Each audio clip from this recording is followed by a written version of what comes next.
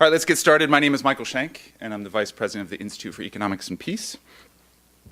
In addition to what you see here and what I've underlined in terms of what we're trying to do, understanding the key drivers and measures of peace and illuminating the economic benefits, another way to talk about that, we try to provide a full accounting of the costs of violence, complementing that with kind of a roadmap for how a country can improve its peace and the economic benefits from those improvements. This is also, it should have been in handouts on your seats and certainly in the report, a little bit of our global support. If you can't see it here, everything from Nobel laureates to secretaries general, prime ministers, and presidents supporting our efforts. We often get the question, how is our index, both our Global Peace Index and our US Peace Index, which we released in April on the Hill, how is it used? And here's a brief example of how it is used by the UN, OECD, World Bank, CIPRI, and others, including the academies increasingly in universities in textbooks and curriculum. This is what I'm going to talk about briefly and then pass it off to Emily and Larry and then hopefully a robust Q&A. So I look forward to your questions. Begin queuing them up now. We'll have roving mics for that. I'm going to cover the 2012 Global Peace Index results. As Dr. Slaughter mentioned, we're in our 6th year now, so we're going to be able to look at some trends, which I'll identify as well. Then there's the whole money question. What does it all mean? We talk about economic benefits. What are they? What's the dollar figure behind that? Lastly, I'll end on the Positive Peace Index, which, as the ambassador mentioned, is new for us this year. So, many ways to define and measure peace. Dr. Slaughter already referenced how we do that. I just want to reiterate it again. On the left, in terms of negative peace or the absence of violence or the absence of fear of violence, is what comprises our Global Peace Index, 23 indicators. I'll refer to them shortly, but you get a sense of what we're looking at. But this year we're complementing that work with a Positive Peace Index. Again, I feel like I'm repeating Dr. Slaughter. I really appreciate her great introduction.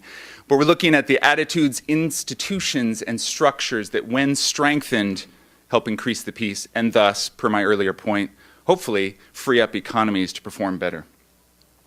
In terms of how we do it, the Institute for Economic Peace, in concert and coordination with our international independent panel of experts, as well as in coordination with the Economist Intelligence Unit, defining the philosophical approach, the indicators, the scores, the weights, and thanks to the EIU for their incredible work in collating and aggregating that data for us.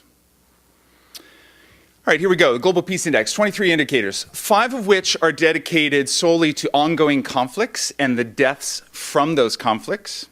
10 are dedicated to safety and security in society. So that's everything from violent crime, homicide, incarceration, perceptions of criminality, likelihood of violent demonstration, political instability, some of which are identified here. And the remaining 8 have to do with militarization. Military expenditures, percentage of GDP, heavy weapons, exports, imports of those weapons, military sophistication, availability of small weapons, and 2, Dr. Slaughter's question, I'll address one of them and I'll address the other later, but in terms of peacekeeping, that is under militarization. We actually score that positively. So based on your contribution to UN peacekeeping, you get a better score, the more of the percentage of your committed payments are paid. So that's actually a positive score. All right, so here's the quick overview on the GPI 2012. It's become slightly more peaceful. This is good news based on the last 2 years where we saw a negative trend, a downhill or downward trend. Sub-Saharan Africa for the first time is no longer at the bottom in terms of regional scores. Perhaps unsurprisingly, Middle East and North Africa is now at the bottom. But Sub-Sahara, and I'll get to a PowerPoint slide later that shows where Sub-Saharan Africa actually improved on several indicators. The most marked improvements in peace have to do with the following. So we see less political terror, and the way we define political terror has to do with kind of suppression of political rights, integration, participation in the political process. We saw fewer terrorist acts, and I'll have a slide on that shortly. And then in terms of 3 measures of militarization where we saw less spending. We saw less spending military expenditure as percentage of GDP, less military sophistication, and fewer heavy weapons. A lot of that is a response to austerity cuts and what that does to budgets, and certainly we're facing that in Washington right now, and that's at the fore of the conversation around defense cuts at the Pentagon. Largest declines in peace, it's very domestic. So we see a rise in perceptions of criminality in society. People are becoming more fearful of the potential for crime. We're seeing a rise in likelihood of violent demonstration. We're seeing a rise in homicide and violent crime as well as organized conflict. A map that's also in your reports, but just gives you a quick overview of very high in peace in blue, low in peace in red, and everything in between. Top 10 most peaceful countries. Okay, I want to identify a couple case studies here that are interesting. So Iceland, number one for the second year running. Iceland, as you know, in 2008 went through its own financial crisis. It rebounded, and it's actually on the top of the GPI and our positive peace index, which shows that it has the resilience to withstand those kind of shocks to the system. So too with Japan, as you know, with the tsunami and the earthquake, staying here in the top 10 largely because of its resilience, strong on the GPI and strong on the PPI, which I'll get to in a bit. 10 least peaceful countries, perhaps no surprise with many of them at war. However, the good news here with the bottom 10 is that 7 of the 10 improved their scores, which is good. Risers and fallers. We like to look at the risers and fallers as well to see what trends and what other countries can learn from kind of the lessons of the risers and fallers. Sri Lanka, coming out of a civil war, improved its score tremendously on the GPI. Syria, perhaps no surprise, and Dr. Slaughter talked about Syria, the biggest faller. I've already talked briefly about this, but the positive trends, again, less political terror, fewer terrorist acts, less spending on military expenditure as percentage of GDP, capability, and heavy weapons decreased. The negative, perhaps where policymakers want to focus their attention. And then for those of you who are kind of in the conflict field or in the development field, none of this might be new information because we know over the past several years we're seeing a trend away from countries fighting each other to more internal civil wars between citizens and civilians against their government. I highlighted 2 regional trends that are worth noting. Again, I've already talked about Middle East and North Africa dropping, but Asia being the biggest riser for regions. Responsible for that, Sri Lanka, which I've already mentioned coming out of a civil war, certainly the Philippines as well as Burma. Notable US trends. Okay, in case there's confusion, the US GPI score improved in part because its incarceration went down, its terrorist acts went down, actually its weapons exports went up, kind of mitigating for the improvement. But it improved slightly, but its rank in the GPI dropped 6 slots. Why? Essentially because the US was outperformed by other countries on the faster track towards peacefulness. The analogy I like to make in terms of motivating improved peacefulness in the US is the ranking in the OECD in terms of US scores on reading, science, and math being outperformed there, so too on the GPI we're being outperformed. I've already mentioned this, incarceration down, a lot of that happening in California, actually, as it's releasing some of its prisoners. Terrorist incidents down, weapons exports up, the president with various deals that I'm sure you're familiar with. But the indicators that I'd like to draw attention to where the US is in the bottom 25% are the following. So we still have some of the highest incarceration in the world. Highest military expenditure as percentage of GDP in the world, heavy weapons, exports, organized conflict, and deaths from those conflicts. 6-year trends. The notable factor here is that 101 countries improved their peace. That's good news. We want to see more of that. We look at 158 countries. Ideally, we'd see 158 countries there. But the fact that it's 101 over 66 from last year, that's good news. That's what we at IEP like to see. Okay, now we're looking at trends, given that we've done the Global Peace Index for 6 years. Next few slides have to do with trends, which might be informative for you. Here are the strongest correlations with GPI indicators and GPI score. Perhaps none of it's surprising. I just want to add to this slide 3 socioeconomic indicators that have strong correlation with the GPI score. Mean years of schooling, infant mortality, and life expectancy.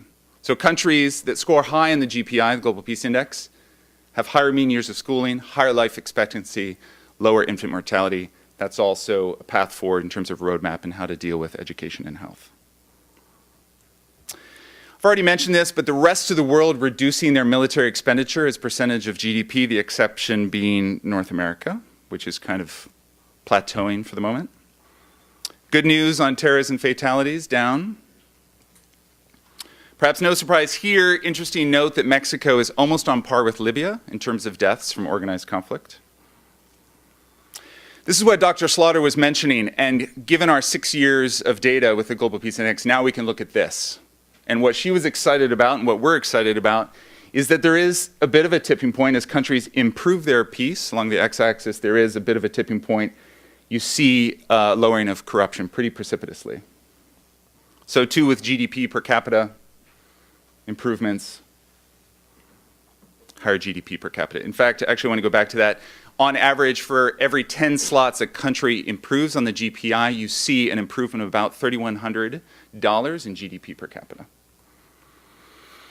Over a 3-year trend, now not 6-year, but 3-year, the most improved indicator in the GPI was relations with neighbors. Again, those of you deep in the field of development and conflict and foreign policy, we know that we're getting away from warring country to country, and now the war is much more civil, unrest between citizens and their governments. But noticeable here, Sub-Saharan Africa, best indicator, Asia, Latin America, performing worse here, Middle East, North Africa, and North America. Okay, so the money question. We claim economic benefits. Let me talk a bit about this. We work with several economists, two of whom I think some of you will know. John Tepper-Marlin, he was the chief economist for the Joint Economic Committee, also the chief economist for New York City, as well as Jürgen Brauer, who's coming out with a book that USIP is publishing. I think we have some USIP folks in the house. They're publishing a book of his on peace economics. We work with them to understand the cost of violence. What's the economic impact of violence? Well, there's both a direct cost. I'm going to use a homicide as an example because it's the best example. There's a direct cost associated with that. There's a medical cost, there's a court cost, there's a justice cost, police cost. But then there's a long-term cost, loss of economic productivity because that person is dead and they're not contributing to the workforce. They're not in labor. So what's the long-term loss in terms of economic productivity from that act of violence? Using those measures and working with John Tepper-Marlin, Jürgen Brauer, and several others, $9 trillion is the economic impact of violence on the world GDP. Another way to think of that figure, certainly we talk a lot about the economic impact of the financial crisis to the world GDP. In comparison to violence, violence clearly the overwhelming impact in terms of loss to GDP. In terms of savings, what can we save? Well, we don't assume that we can be a world free of violence. Certainly that would be great. But we talk about manageable, feasible goals, one of which is a 25% reduction in violence. If we can reduce violence by 25%, what would that gain in terms of world GDP? 2.5 trillion, 2.25 trillion. The US share of that, given that the US is about 25% of the world GDP, is 500 billion. Interesting number, given that defense cuts are around 500 billion. Certainly, Congress might be pleased to see potential gains there in the age of our new austerity here. Okay, I want to switch to positive peace index. Over 6 years of understanding the GPI, we identified 8 factors that strongly correlate with more peaceful societies. Those 8 factors: sound business environment, well-functioning government, equitable distribution of resources are the strongest. And then you have a few others which intuitively make sense: free flow of information, acceptance of the rights of the others, relations with neighbors, low corruption, high education. Iceland, as I mentioned, performing well on the PPI and the GPI. If you have this, you're much more resilient to shocks, be they environmental or economic. US, interestingly, does well on many, could improve on a few of these. I'm sure you have your own assessment of where the US could improve, but equitable distribution of resources, given we have the highest income inequality since World War II and the Great Depression, but also in corruption, relations with neighbors, and if you ask Tom Friedman, arguably education, because we're lagging, as I mentioned, with OECD rankings. This is where we get our data behind those 8 factors or 8 pillars. This is also in your report if you'd like to follow up on it later. A map of the performance on the PPI, and finally to Dr. Slaughter's point, where she was glad to see the correlation, perhaps unsurprisingly, full democracies are also strong on the PPI and the GPI, whereas as you get up to flawed democracies or more authoritarian regimes, they're performing poorly on the PPI and the GPI. And there we are. I want to, before I turn it over to Emily and Larry, I want to show one thing for reference. I'm not going to kind of interact with this data now, but we have a new map up. This is on So we have two websites. We have Economics and Peace, which is the organizational website. We also have Vision of Humanity, which is an organizational website. This is where we're putting all our maps. We just launched this today. It's very interactive, so you can compare countries. I could compare US to China, look at the scores. So I encourage you to go to visionofhumanity.org where you'll find that. Thank you, and I'll turn it over to Emily and Larry.